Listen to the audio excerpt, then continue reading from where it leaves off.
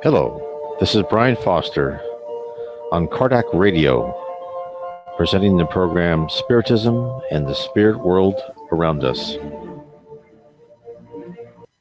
Hello, and a wonderful night, afternoon, morning to whoever throughout the world. Remember, we are here, we are on this program in Kardec Radio, Spiritism and the Spirit World Around Us, and tonight we are talking about a future again. This is episode 2, the future. And episode 1, we talked about how it was implemented. Now we're going to talk about how the spirit world implements, how the orders come down and then implements the word of God. So I've been telling you, this is all about the future. I haven't really got into the specific future events that may happen. I'm telling you, these are broad, but I think it's important for everybody to understand what that means. How does the spirit world create our future? It's not just like all of a sudden something in the mind and then it happens, although thought is action in the spirit world. No, there's an army, there's legions of spirits undertaking, doing, implementing the word of God and the word of higher spirits and downward, just like a regular organization in our earth. So first, it's August the 12th. This is Spiritism and the Spirit World Around Us, episode 2, the future, how it is wrought, right? And first I want to say is, please tell all your friends to sign up to join Kardec Radio Facebook page. You can see these streamings. We are here on 4 o'clock Pacific, 7 p.m. Eastern time, all time zones in between. Please share up. There's Liza. Hello. Please share our video for people so they can understand and look at Spiritism. Plus, you can go to all these Spiritist Facebook streams I put on the YouTube channel. I also have on BitChute, and so you can look at these later. Please go to my YouTube channel. You go to my blog, nwspiritism.com, and you can click on my YouTube channel, and then you can sign up for that. And please also share this video with other Facebook pages. Oh, those Matthew, hello. Share this page with other people, and then share it. Go to my YouTube channel and share that, and share those videos. There's lots of videos. I put all these things down, and I also have shorter videos on Spiritism Explored and Explained. So, again, why are we here? Well, I'm sure everybody here watching live knows it's because of Allan Kardec, the Spirits book. This is why we're here. This, to me, I never get tired of saying it or telling other people. I try not to bore other people, but that was a revelation. To me, that book had answered questions I'd had since I was a teenager. Started thinking about things other than the latest candy bar I wanted to buy. This book answered so many questions. It answers why the earth it is, why we go through what we do, why good things happen to bad people and bad things happen to good people, and everything in between and around that. Spiritism explains so much. And I'm bringing this to you because I want you too to know about Spiritism, because once you understand about the spirit world and the processes in our place in it, everything is understandable. Every little thing that happens to you, your friends, it helps shape your attitude and your character. And you go, okay, I understand. This makes sense now.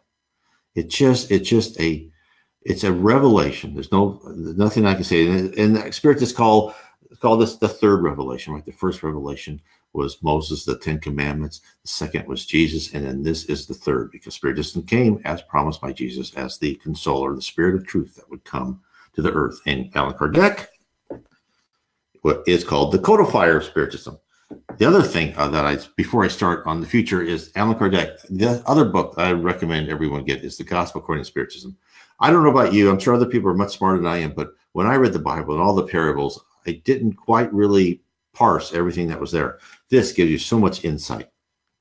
Okay, one more book. This is what we're talking about. Everything I'm talking about is in this book, How We Are Guided by Spirits.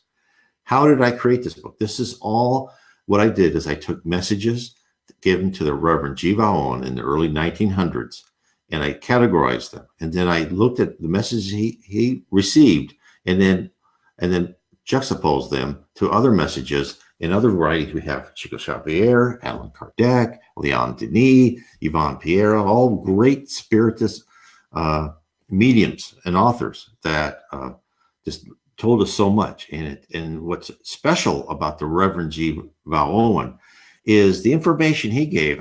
It does prove, right, like things like that Chico wrote and in his Andre Louis series of books, but it also complements and it added to it. It really kind of gave us a higher looking point of view in the processes of the spirit realm, which of course is the universe we all came from and we shall return to. That is where we will live our immortal lives. Our life on earth is a small episode designed for what, right? It's a campus. We are on the school of earth. Why are we here? We're here to improve our character and our attitude. We're here. This is why we're here. This explains everything. Now, let's get into the topic tonight. How the spirit realm implements the word of God.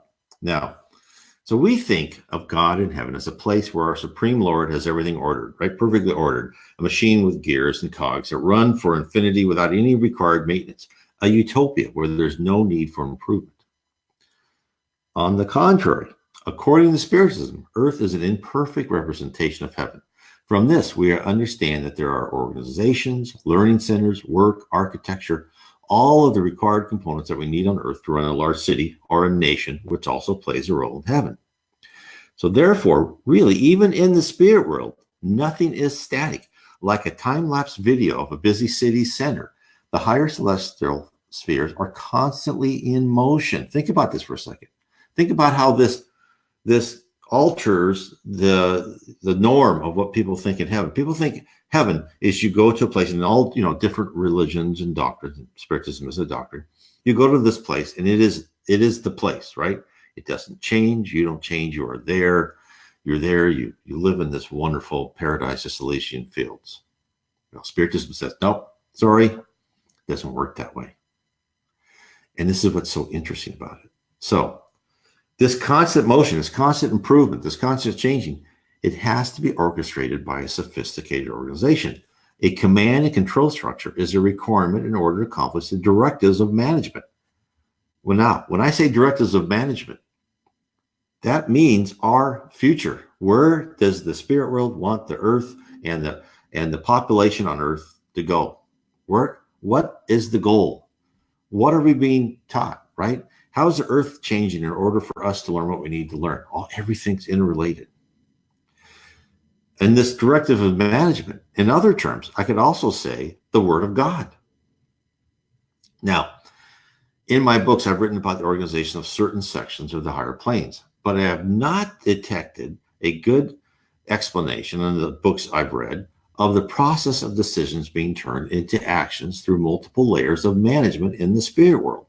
The nuts and bolts of the structure to lay out general guidelines and the method of control of an army of spirits to act upon a set of orders has until now been a mystery, at least to me.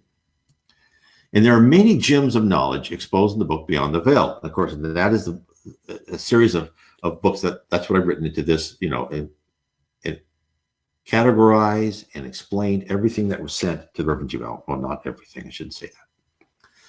So in one section where the spirit Zabdiel, and of course, there was many high spirits that come, and Zabdiel, Arnel are two of the ones, to come and talk to the Reverend G. Val. And it just, the information they give him is just revelatory. It's just so information. It's just interesting. So Zabdiel is talked to him and expounded on the theme of unity and diversity. And he succinctly lays out the process whereby orders from above flow down the chain of command and presents the width of freedom to interpret general directions. Additionally, he notifies us of the rules of engagement when the actions of one group overlaps another. Isn't that interesting? So there's orders coming down. It's not just God saying, no, make this planet. No, he gives an order. I want you to make this planet. Then it filters down all through the lines of command. So when Zabdiel discusses a soul's power, whether in a spirit or a physical body, he states that the person's attunement to divine will enables an individual enhanced capabilities to accomplish great deeds. Hence, to be an effective member of the spirit hierarchy, a spirit must be aligned with the spiritual direction of his or her spiritual superiors. He illustrates this point with the following. I'm going to quote here. For instance, there are here such as have charge of the elements which condition the earth and those things which grow upon the earth. Let us take one example which serve to illustrate the others. Those who have charge of vegetation. These are under one mighty prince and are divided and subdivided into departments, all in perfect order. Under these again are others of lower estate who carry out their work under direction and in conformity to certain unalterable laws laid down in higher spheres. So in the paragraph above, we're not really told anything new if you really looked and researched spiritist literature. There are numerous examples of the structure of directors of certain functions in their support organization. So on a very small level, if you had read lately in the book No Solar by Psychograph by Chico Xavier, talks about Andre Luis, and in the end of the book, he went to a place where actually it was in the Messengers. He went to a place where he was in nature, and he talked about, and then they saw these spirits who were taking charge of animals and plants and so forth. And it shows you, this is what the power of Jivaon is showing you the very top level of how these spirits are looking at the earth, looking at the vegetation, as Zabdal said, how they are directed, right? They're just not there and they just go willy-nilly. No, there's order above.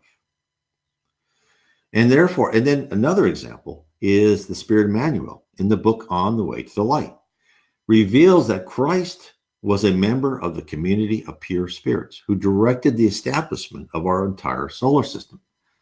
Everything's created. Therefore, we on earth, incarnates and discarnates alike, are led by Christ. The earth was created under his direction. The billions of years of evolution it took to form mankind in a vessel for spirits to inhabit and who need to learn by multiple trials, and the building and destiny of nations and whole societies have all been decreed and led by Jesus. This is an enormous fact. Christ wasn't this wonderful person who came and lived for 30 plus few years and told us so many wonderful things. Jesus is so much more. This is what Spiritism really exposes, that Jesus is so much more than we thought. And it's not just Jesus past time, it's Jesus now. Jesus is guiding the earth at this moment, at this precise moment. And it's telling the people that work for Jesus, okay, this is what we want to do. And Jesus is not only in charge of this planet, but some other planets too. So given all this, let's go back to how orders are processed, how they're brought down. How did Jesus give commands and have them followed in order to produce the flora and fauna we live with today? So Zabdal, this is what's so great, Jivaon again, he supplies the details to an example of the group of spirits which guide the evolution of plant life on Earth. Now I'm going to quote again. It would seem then that the one rule they must observe in their work is that having planned out any scheme of development for a family of plants, that scheme must be pursued in its main elements and essentials to its natural consummation. All their armies of subordinates are kept within the limits of that unalterable law of evolution. If an oak family is planned, then an oak family that must remain. It may evolve into subdivisions, but these must be subdivisions of the oak. It must not be allowed to branch off into the fern family or seaweed. These will also be developed along their own lines. Now, what does that tell us? So from what he's told us above, we see that the path is planned. There are definite guide rails in place to keep the workers moving forward. The main objective must be held in sight and no wild tangents are permitted. While the road is set, the exact lane within both curves is up to the spirits toiling toward the goal mandated by the higher powers.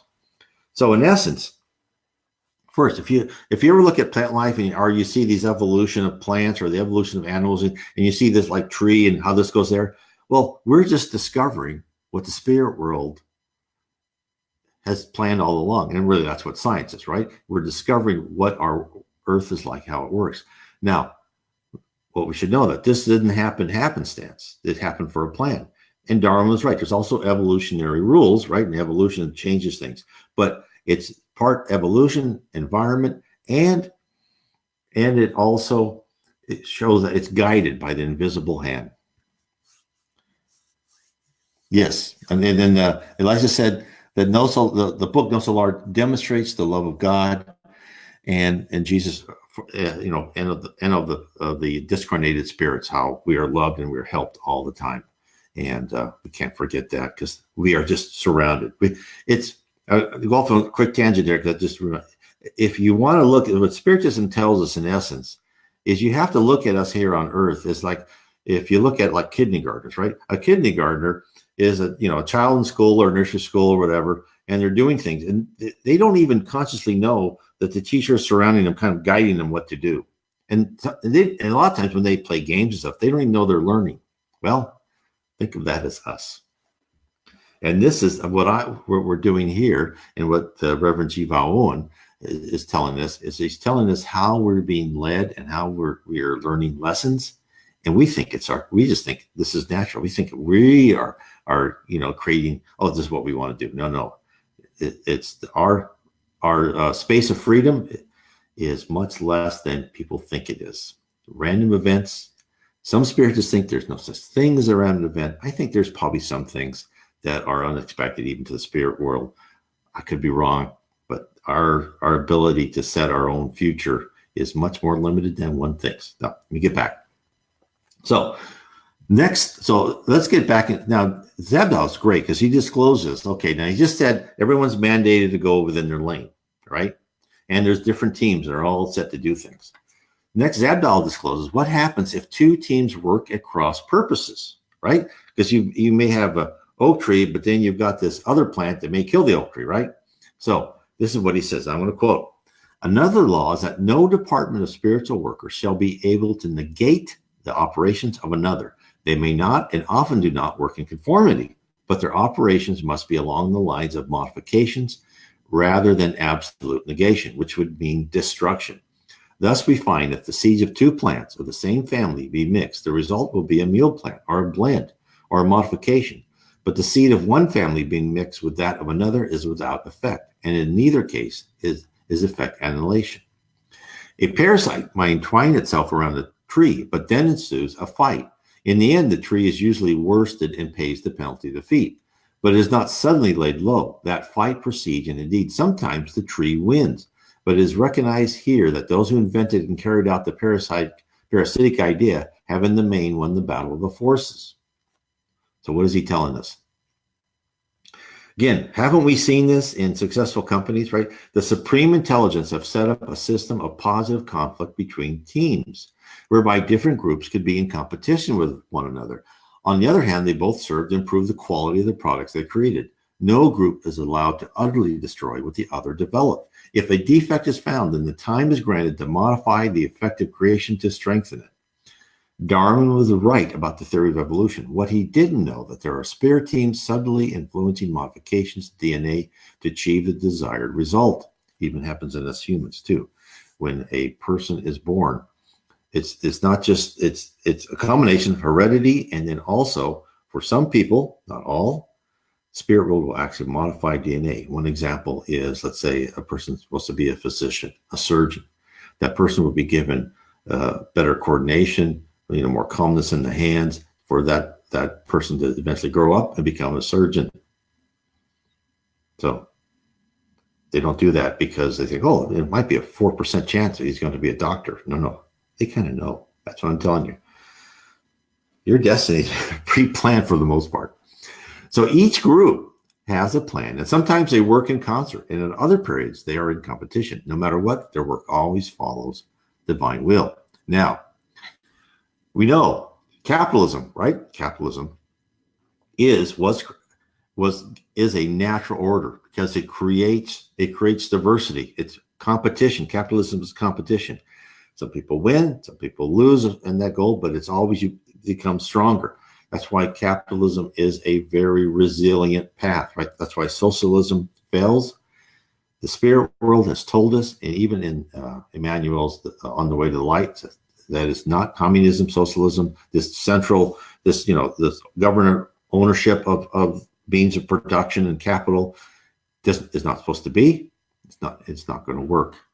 We humans are not wonderful enough to let that really to decide what can be built or what not be built. It has to be a creation. It has to be in competition. It has to grow organically. That's, again, those are lessons we have to learn. So what do you see in a lot of successful companies? Disparate teams working for an overall goal, but with the freedom of action to advance to their target, while in a friendly rivalry with others, create a myriad of ways to reach a common destination. The genius of the supreme intelligence has created a machine to never fail to reach whatever is desired and to arrive at the goal via the optimally efficient and beautiful path. And that's important to learn. If Jesus wants us to this planet of atonement, why we're here, right, where we have to learn through trials and tribulations to become a planet of regeneration, where that hate and envy, wars, all that is greatly reduced and eventually disappears. If Jesus in the spirit world wants us to achieve that, we will. Now, the timing is somewhat up to us. The timing is how much we learn in each life as a collective humanity. Zabda explains how the unity of purpose, orders from on high, facilitate diversity in execution and results. This is what he says. And now I must tell you something which I've hinted already, and which you may find difficult of acceptance. All these main principles, even when diverse in action, are planned in spheres higher than my own by high and powerful princes, who hold their commission secure under others still, who hold theirs from others above them. I use the word diverse in preference to antagonistic. For those high ones, antagonism does not find a place, but the diversity of quality and wisdom does. And it is the cause of this wonderful diversity in nature as it works out in its procession from those higher realms outward through the lower spheres into what is visible to you on earth. That's amazing. So it's really just opening the whole process. We in our current time on earth believe wholly in science without spirituality. Science is correct. There are natural laws. There are mathematical models of how the universe operates. And yes, there's evolution. Yet behind it, all of it is a foundation of divine laws upon what we see, hear, and touch is based upon. While species compete and fight with each other, there are spiritual teams that sit above, determining when a branch of a family tree should be allowed to fall or to impose a slight transformation to carry on the experiment. The spirituality, God, the supreme intelligence, whatever you want to call it, guides the earth, and we are here for a purpose. We are part of a larger planet. We live on a planet made for us so we can acquire the wisdom we so sorely need. There are spirit teams who plan our lives and evolution, just like teams which plan the arc of all vegetation on earth.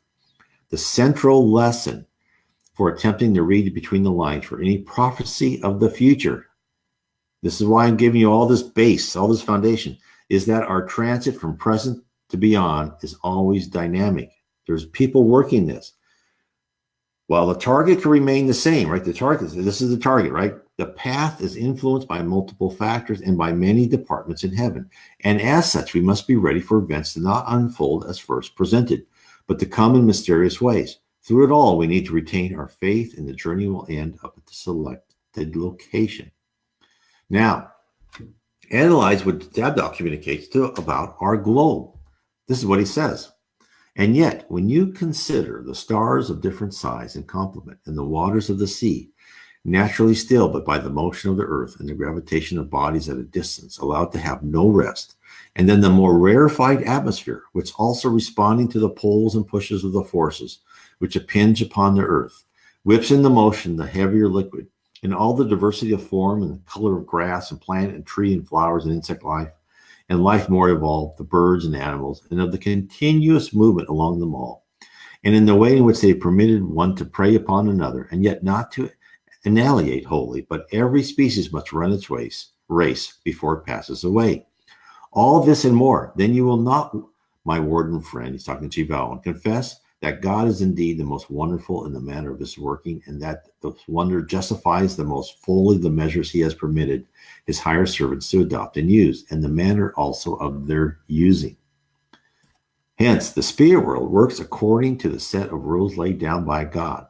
While we think that he works in incomprehensible ways, he really doesn't. He works in ways which allow us free will, and all his servants, right? All, even in the high spirit world, you're given free will, but not perfect freedom to perform dangerous acts of destruction on a cosmic level, but on a level suited to maintain our interest in self-satisfaction, on a level which entices us to want more and more responsibility, to plant the seed within each person, the desire to complete our training on earth and other worlds and on multiple levels of heaven, so we may take part in the excitement of creation.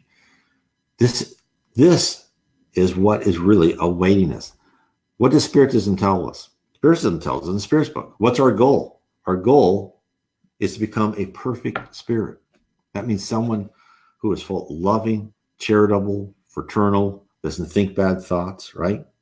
That's why we're on earth, right? We are, in essence, immature spirits. We are like teenagers, can't control our emotion, can't control our thoughts, go a million ways. We are here to learn to remove our blemishes, our faults. Why? Because we are, at some time in the future, very far future for me, we will be part of that creation. We'll be part of teams that may go to a planet like a pre-Earth that we decide, okay, we will help guide the evolution of animals. We may help guide the evolution of plants. We may help guide societal structures. We may guide history of intelligent humans on some sort of other planet. And now you know that we will all be part of different organizations, and we must all work together, learn together, all for the under the guidance of higher, more superior spirits than ourselves. But it's not like work where you maybe work for a boss you don't like or don't respect. The people in the spirit world that are in their positions of power are there because they have earned it and they have gone through the same things we have. And they are humble, but they are extremely competent. And that's why we're here on earth. Now, let's go now. Now we'll start talking about the future. Now, there's an interesting section in Book 2 of the Highlands of Heaven, which is part of the Beyond the Veil, on the topic of science. Again, the High Spirit Zabdiel discussed the cyclical nature of science, and he communicated the following. So now we're really going to talk about how that, so what some of the future are. And I'm going to intersperse some more about the processes, but we're talking about the future. And now he's talking about science. So this is what he says. Science is history, repeats itself, but never an exact duplicate. Broad principles govern from time to time the search for knowledge and are succeeded by others in their turn, which having served then also fall behind into a secondary place in order that other principles may receive the more concentrated, undivided attention of the race. But from time to time, as ages go by, these principles return again, not in the same order of sequence, to receive the attention of a new race. And so the march of human progress goes on. So that sounds like we've been here before. That sounds like there's been other races on Earth and they've learned things and now we're rediscovering them. Well, you would be correct. So while history is thought of repeating due to the consistency of human nature, our greed, our thirst for domination, our hubris, science is generally seen as a line, right? A line that starts out on an upward slope. And from the first discovery of fire, then in the Renaissance begins to increase in altitude, right? We went through thousands of years like this with fire, maybe the wheel. Not every place had the wheel. And then like in the 17th century, we started going up like that. Interesting, isn't it?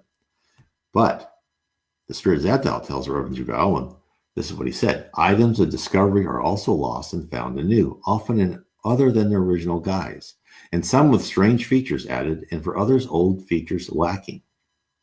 So, yes, there could be civilizations existing. So, when one thinks back on the knowledge lost during the Dark Ages, Zabdiel's thesis that science flows in a cycle has some strong evidence supporting within our own current human understanding of where we've been, right? Because we've all been told since elementary school, there's primitive humans, Neanderthal man, the Cro-Magnon man, and they got fire, started planting, right? Like this. But if one looks at the world where India and China, for instance, didn't experience a great social disintegration, scientific discoveries didn't regress. But this isn't what Zabdal meant at all. To the modern science means at the base, following scientific methods, facts must be presented, experience must be reproducible before any theory can be accepted as a fact. In essence, the approach to science inspired by Aristotle and brought further along by the efforts of Roger Bacon, science today is only what can be proved and is purposely devoid of any spiritual essence. Now, but Zabdal has a different point of view of what we mean as science. This is what he says. There was a time when science did not mean what it means to men today, when there was a soul in science, and the outer manifestation of matter was of secondary interest. Thus it was with alchemy, astrology, and even engineering. It was known in those days that the world was ruled from many spheres, administered by countless hosts of servants, meaning the spirits that are helping, acting freely of their own will, but within certain straight limits laid down by those of greater power and higher authority. And men in those days studied to find out the different grades and degrees of those spiritual workers, and the manner of the service in the different departments of nature and of human life, and the amount of power exercised by each several class. And they found out a considerable number of facts and classified them. But as much as these facts, laws, and regulations, conditions were not of the earth sphere, but of the spiritual, they were fain to express them in a language apart from that of common use. What is he saying? Zabdal speaks about the science of spiritual exploration. This is exactly what Allan Kardec wanted to, it was Spiritism. Spiritism is a science, religion, philosophy, and science working together. That's what he wants to bring back. So the attempt by men and women to decipher the processes of the spirit world and how we on earth are affected by the spirit realm. In the book On the Way to the Light by the Spirit Emmanuel, psychographed by Chico Xavier. Again, On the Way to Light, I recommend everybody to read that. It's just a great book. Emmanuel, when he lays out the history of the world and how it is guided by the spirit realm, talks about ancient science. So again, this is how the books that I've done, right? The future and everything, and from the Reverend G. Bowen is actually adding to the other books by Emmanuel and Henri Louise and other authors that Chico Xavier psychographed. This is what he said. The psychic scientists today were familiar to the mage priests of the temples, the fate of the dead, and the communicating with them, in addition to the plurality of existences and worlds, were for them problems that have been solved and understood. A study of their pictorial arts is evidence for the truth of our statements.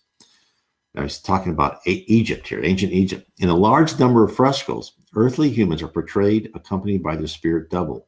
Their papyri tell us of their advanced knowledge in this area, and through them, modern Egyptologists have recognized the fact that initiates knew about the pre-existent spirit body that organizes the world of things and form. Their knowledge regarding the sun's energies with respect to human magnetism was far superior to that of today. Such knowledge gave rise to the procedures for mummification, whose formulas were lost in the indifference and apprehensiveness of other cultures. Their kings maintained the highest degree of initiation, and they held all the spiritual powers and all the sacred knowledge in their hands. This is why discarnation triggered the magical concentration of all wills in the sense of surrounding their tomb with veneration and utmost respect. This love did not only manifest in the solemn act of mummification. The ambient of the tombs was also signified by a strange magnetism. So hence, the quest for learning was the broader pictures of the meaning of life. Once the meaning was discovered, and then the entire complex process of how our lives are organized and directed were explored. The ancients wished to understand everything they could about the spiritual realm, for they realized that our physical time on earth was but temporary, and all of us would return to where we belong. The Druids called it the other world. Zabdal tells us that the fairy tales of Europe and of the stories of magical wonderment coming out of the East were derivatives of knowledge lost from ancient sources. That knowledge from eons ago about the spirit realm has metamorphosed from exact definitions and descriptions into mythical stories and fairy tales. Zabdal presents us with an example of the lost science. This is what he says. There is a story of Jack and the Beanstalk. In the first place, look at the name. Jack is the colloquial for John, and the original John was he who wrote the book of Revelation. The beanstalk is an adaptation of Jacob's ladder by which the upper or spiritual spheres were reached. Those spheres once attained are found to be real countries and regions with natural scenery, houses, and treasures. If you've been listening to my talks, you'll know that's all true. Let me carry on with the quote. But these are sometimes held by guardians, not altogether in amity with the human race, who, nevertheless, by boldness and skill of mind, are able, with natural quickness of character, to prevent those guardians from regaining possession of those treasures of wisdom and depriving the human race of the right won by the conquest of a bolder sort. Now, this is picturesque. This is quoting from Zedbal, and is made to assume a quaint and even ludicrous guise by reason of its being handed down from age to age by those who did not understand its deeper import. Had they done so, most certainly they had not nicknamed the original as Jack. But as customary attire of dress will show you, this came about in an age when things holy and spiritual were had in light, esteemed by the reason of the inability of men to realize the actual presence of spiritual beings among them. So they also garbed a demon and gave him spiked ears and a tail, and for a similar reason, that his actuality to them was mythical. The personality they made of him was mythical indeed. What's he telling us? It's telling us that the spiritual teaching of the Druids were handed down from generation to generation, and for each cycle, slight transformations were made. Then when the Romans had successfully eradicated the Druids, they fought hard with the Druids, just like they fought hard with Christianity. Notice that the Romans, just a quick tangent here, Romans accepted gods from all over the place, accepted religions all over the place. Why did they want to destroy the Druids? And why did they want to destroy the Christians? They wanted to destroy the Druids and the Christians because of really one of the main reasons is the belief in the immortality of the soul and the reincarnation. The belief that you could be a Roman senator and come back the next time as a slave. The belief that there are more important things than any governing organization on earth. The Romans would accept any religion as long as you believe that what the Romans told you was in concert from what those other gods told you. The moment you stepped above that and you thought that you were just as good as anyone else, even though you were a slave, they didn't like that. So, what is this telling us? That the Supreme Intelligence and the governor of our planet, God and Jesus, has seen worlds and species like ours before. They know the phases humankind must travel through. There are other worlds where people are evolving. There's other worlds that are inferior to Earth, or other worlds superior to Earth. All this stuff has been done. It's like going through seventh grade, and everyone goes, "Yeah, the seventh graders will teach them this, and we'll teach them that. Oh, they'll probably screw that up, but it's okay. Even though they screw it up, they'll learn something from it, right?" This is exactly how we're looked at from the spirit world. Phases that humankind must travel through to reach the goal to progress from a plan of atonement, right, where we are now, right, where we have to learn through trials and tribulation what we did wrong before to change our attitude, to a plan of regeneration from a planet where immature souls must pay for past wrongs and learn to live as civilized humans to a world devoid of hate, envy, and wars between nations. And then I also want to say, as I think someone said, I think Matthew, when he talked about civilization, also in the book On the Way to Light, they talk about Lemuria and Atlantis. They say even in Atlantis, also Emmanuel has talked about this On the Way to Light, is that in some things, they even had like radio waves. In some things, Atlantis was, well, probably not, maybe not now, but it was very close to us, like in the 1950s or so, as far as scientific improvement. And that the spirit world says, okay, well, you're getting very technically advanced, but spiritually, you're still pretty primitive. We're going to bring you down a notch. This is how we are being led, right?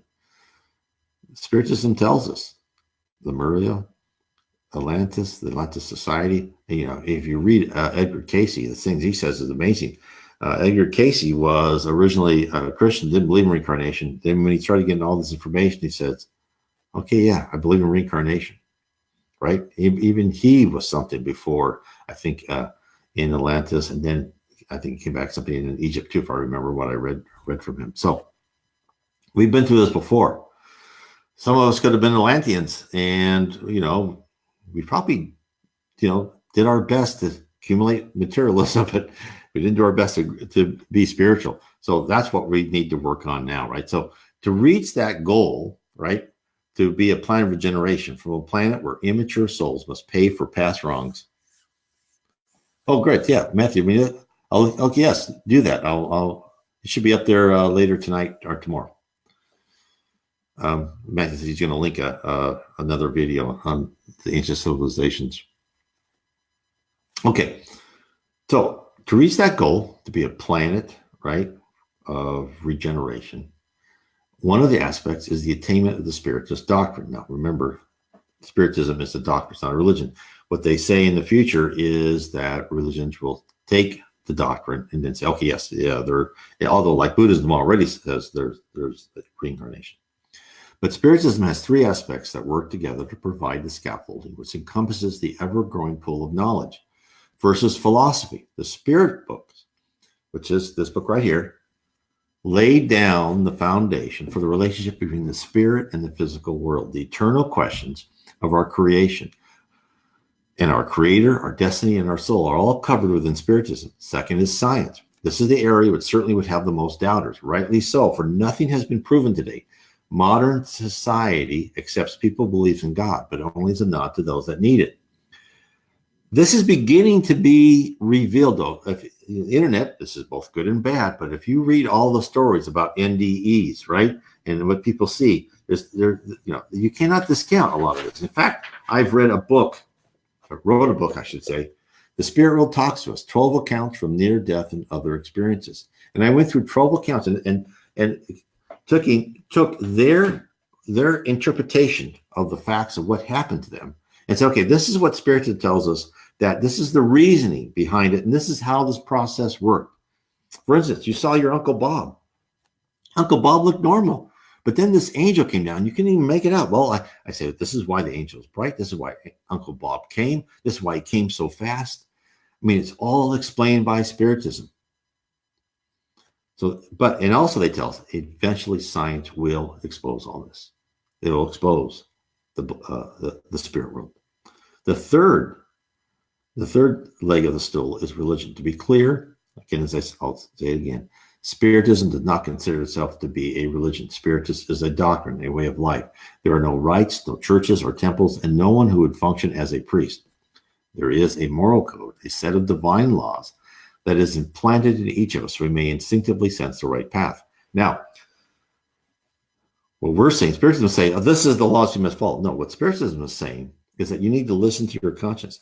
We are all born with a conscience. This is why people feel stress. This is why when you're doing wrong things, and I've been there too. So when you're doing things you know is wrong, now, what do most of us do when we're teenager and young adults, even adults, right?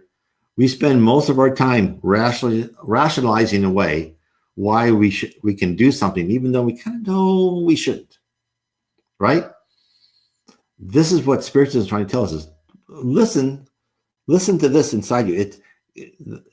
God has put in each one of us. This is our connection, right? There's two connections in the past lives: our conscience and our instincts. Those are all connected. Because our conscience, as we go through life after life, it's like a law library, right? We because there's nothing black or white. There's always shades of gray. And we start learning, okay, this is how we should interpret this situation and try to do the right thing. Not always, right? We're learning. Don't beat yourself up about it. And therefore, our desire for material goods often masks our good intentions. We do realize what we should or should not have done, and this is precisely the basis for a struggle on earth. I tell you, once we are able to follow the road of love, charity, and selflessness, we shall leave this period of our education and begin the next. Thus, the culture of materialism, which denies all but we can see and touch and possess, is due to be modified over time. Modern science, an example of the absolute materialistic purity demanded by our times, need to balance physical experiments with spiritual. And Zadal tells us what will occur. This is what he says. This is a quote. Thus, in other guise outwardly, but inwardly more akin, the broad principles which govern the Egyptian astrologers and the wisdom which Moses learned. I'm going to stop here for a second. Moses was a medium extraordinary. That's what Emmanuel said in On the Way to Light. He was a medium that was just so powerful. It was amazing. And the wisdom of Moses, I'll go back to the quote, which Moses learned and used to such effect is returning today to lift men up a little higher and to put a meaning into that dead materialism of the past, which handling things produced of the energizing of life, shells, bones, and fossil stones, denied the author of life his place in life's grand arena. It spoke of the orderly working of natural law and denied the one source of all order and all working. It spoke of beauty and forgot that beauty is not unless the spirit of man perceives it, and that spirit is because he who is spirit is forever. So what did he tell us? We see, what he says right now, we see and we study the object, right? But never acknowledge the force behind the object. We refuse to notice that nothing is created or persisted without the will of the spirituality. Yes, there are natural laws which we can interpolate, but there is a will and a meaning behind each, and we spend no effort in deciphering the background for creation.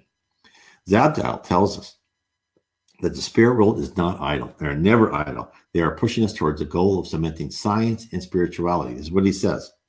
We are watching and we are guiding as we may, and opportunity is given us. If men respond to our prompting, there's an age to come more full of light and beauty of love and life than that just passing away.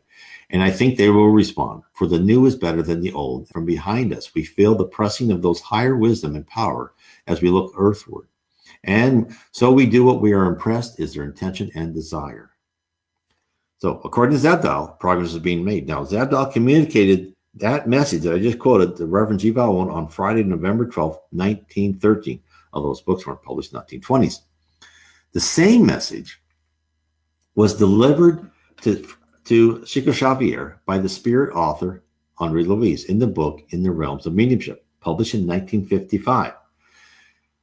So, and that was explaining about how we are uniquely tagged, and that someday scientists working on expanding our knowledge are fulfilling the plan to discover other planes, dimensions, and universes. In essence, and that was in the beginning. The manual actually wrote the preface for the Realms of Mediumship, telling us that no matter what a scientist today, I'm talking about today, believes as regard to a higher power, he or she is working toward the day when the existence of the spirit world can't be doubted, which the Spirits books by Allan Kardec tells us will occur one day. Our world is on a pre-planned flight path. It may take longer than planned due to our obstinacy, but we shall arrive at the destination. Science and spirituality will be coupled along with philosophy, and out of that shall emerge a better world, a world where the terrors and uncertainties of the past are left far behind. The day will come. So as you can see, we've had ancient civilizations, we've had creations and destruction. We are just on one phase of that. We are just on one phase. Now, what Spiritism tells us and what Chico Xavier has told us and revealed to us is that we are planned to become a planet of regeneration. Now, we were close, from what Chico Xavier said, that we were close to being brought down completely.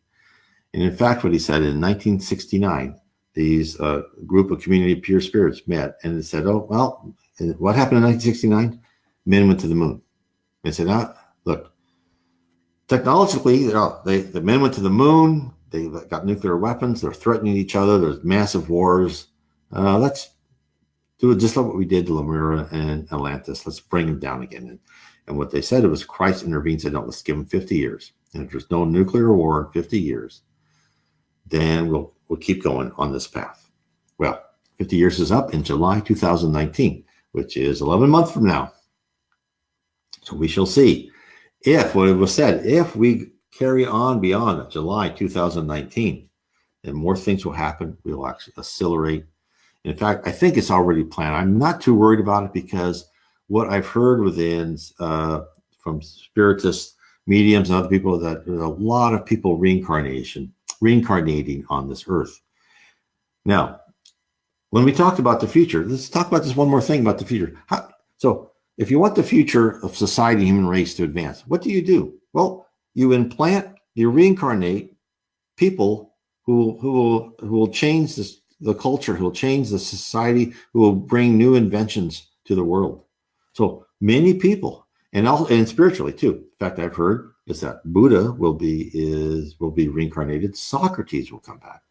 very, these are people that were like 400 years before Christ came and, and kind of highlighted and foreshadowed the coming of Jesus. So these people will come, and other scientists will come and give us new inventions that we shall use. Also, what Chico said, that aliens will come. Actually, I believe they've been here, but they will reveal themselves and help us out. But what will happen is our science will advance, but then also it will say our spirituality will advance. And people with NDEs have seen the same thing. In fact, I know this while I was at this talk, this one lady who said she was told that there was a scientist, and I believe he had like an Eastern European name, but he was in France. He actually, proved the existence of a spirit world. That will happen in the future. That's what she was told. Who knows? All these things are very interesting to see and see if they work out. But what I wanted to do in this talk is really talk about the future, what it means, because to understand, when you hear people talk about this is going to happen in the future, all these talks I'm telling you is that you have to look how we got here. And to look how we got here, this will help you know how we're going to get there. Now, when a medium tells you, oh, we're going to have World War III in 2024, and that person, and you read that person did that 20 years ago, that may have been one of the plans by the spirit. That medium may not have just said that for, just to be famous or something, or most of, probably not. That could have been one of the plans by the spirit world at that point in time. But remember, this is dynamic. As they see us, it's just like a teacher with students. As students are learning, they will bring in new lessons, new ideas how to teach them, right? And they will guide the class. We are being guided by the spirit realm. We are being guided to the future. Now, the main target is always there, a plan of regeneration, right? We're not going to have wars between nations. We're in the spirits who are too primitive, which I mean is when I say by primitive, people who commit crimes, people who are completely materialistic, don't believe that, want to accumulate a lot of money, not caring how they do it, right? It could be nefarious, or it could be, where they create products that are actually harmful and they don't care, or, very low quality.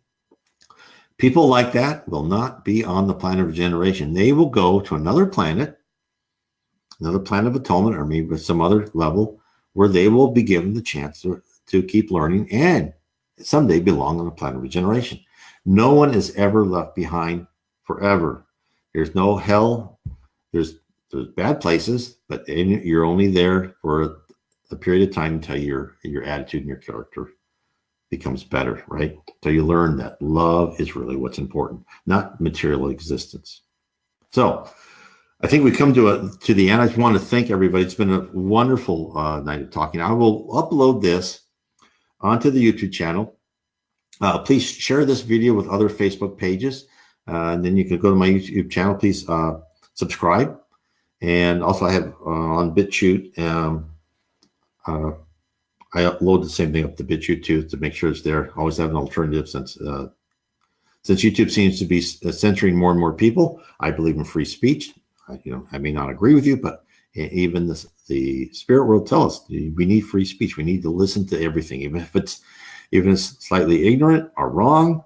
It's all good. We need to learn to, whatever's told us why we're here. We're learning to filter that through our conscience, decide if it's good or bad, if it's good for other people, good for ourselves. And that is how we learn to become better spirits, not to be guided and stopped from hearing other things, right? We are here to be polite to other people, be helpful to other people, and not to forcibly make people believe what we believe. That's very important. Okay, I want to thank everyone. It's been a wonderful night. Remember, every Sunday at 7 p.m. Eastern, 4 p.m. Pacific, all the time zones in between and around the world, we will have this Facebook live streaming on Kardec Radio. And also, I want to tell you is that I'll put links below when I do my YouTube channel. You can also find them on my blog, nwspiritism.com, How We Are Guided by Spirits, Book 3. That's what I'm talking about right now. I've gone through the first two books. And here's Book 1, Heaven and Below, Book 1 of Spiritism.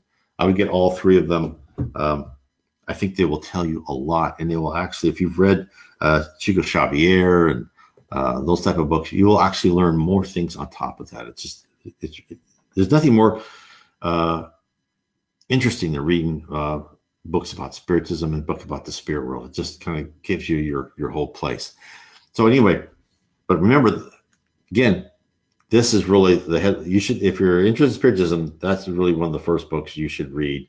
And you can get this and his other books all on PDF. So you can just look up Allan Kardec and then PDF on DuckDuckGo or whatever, and they'll come up. That's how I started. Yeah, I found them on PDF. So again, please, and if you want to, on my site, nwspiritism.com, I have a link to like meetings, and it says that other places, whatever city you're in, you can find spiritist centers near you. So there's a lot of information out there. It's what spiritism does. What we're told in spiritism is we're not here to sit on the street corners and say, repent or you're going to be doomed. No, we just lay information out for you. Say, okay, here's information that we've heard from spirits. This is what we believe. This is information for you. If you want to pick it up, fine. If not, don't worry. You're going to learn this eventually. So anyway, I want to say everyone good night and God bless everyone. Thank you so much.